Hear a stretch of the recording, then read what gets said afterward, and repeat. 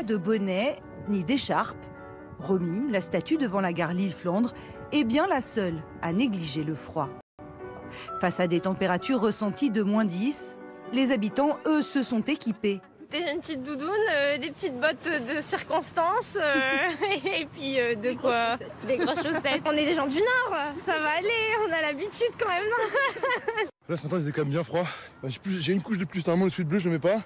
Et après j'ai un truc un peu plus chaud là, un peu polaire. Et un legging et puis mon short quoi. Puis des gants aussi parce que là sinon j'ai vraiment froid aux mains. La vague de froid s'installe pour plusieurs jours. Voici la carte des températures ressenties mardi matin. Le nord est en première ligne. C'est sur le nord que ce sera le plus faible, avec -10 à -15 en raison du vent, donc il faut bien se protéger la peau. La neige s'engouffrera par l'ouest, accompagnant la vague de froid poussée par des vents allant jusqu'à 50 km/h. Avec ces températures glaciales, c'est toute l'Europe qui grelotte. En Grande-Bretagne, ce week-end, la tempête Darcy a recouvert le pays d'un grand manteau blanc. En ces temps de crise sanitaire, la beauté du paysage offre comme un bol d'air. Le verglas, d'ordinaire désagréable, prend des allures de patinoire. Mais dans l'est de l'Angleterre, les conditions sont toujours très difficiles. À tel point que les centres de vaccination contre la Covid-19 ont dû fermer. Je suis un peu déçue, très déçue qu'il n'ait même pas envoyé un SMS pour nous prévenir. Aux Pays-Bas, ce sont les centres de dépistage qui font les frais des mauvaises conditions climatiques.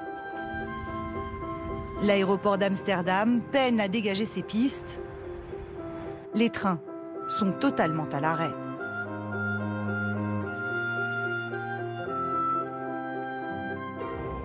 En Allemagne, les chutes de neige ont causé des perturbations majeures sur les grands axes routiers, comme ce camion renversé en travers de la voie. La circulation, visiblement difficile en ville.